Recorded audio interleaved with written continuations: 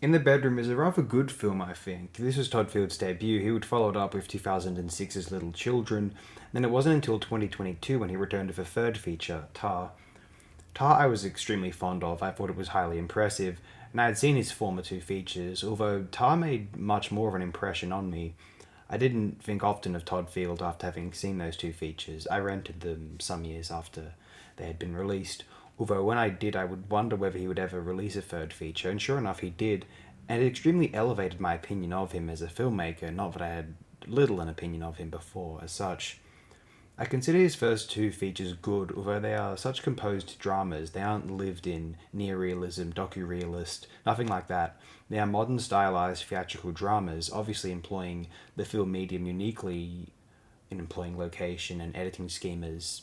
Lonergan's Manchester by the Sea was a very superb example of this some 9 years ago. I talked about it not long ago. To render the film effectively unstageable, the script I mean. They aren't too removed from the Douglas Sirk films of the 1950s, those now beloved hackneyed melodramas, although their aesthetic is more human and grounded without being Todd Field's films. Their aesthetic is more human and grounded without being aggressively grimy or dirty, and they don't feel divorced from reality, certainly not in the bedroom at least. And of course, the subject matter can be more adult, serious, controversial than those 50s films, obviously. We're at a point where willingness to embrace polarizing subject matter is sort of petering out. As less and less taboos proliferate in our current societal discourse, or at least the willingness to allow tasteful artistic depictions slash explorations of such topics has been more permitted, observable, I think, than ever.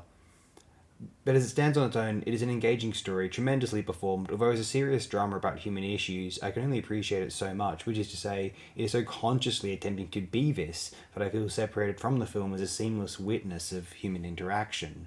But maybe that is where melodrama as a term is employed, because it did not always, to my vague understanding, denote a negative experience. It was referring to a high drama which was abstracted and idealized and representational.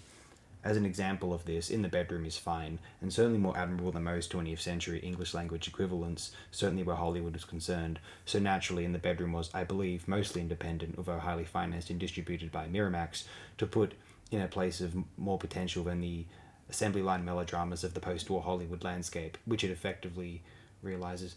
Adapting a 1979 short story known as Killing, authored by Andre Dubas, the script from Todd Field and Robert Festinger, then directed by Field, had much potential, rather effectively realized, I believe. Let me know how you will feel, if so inclined. Thank you.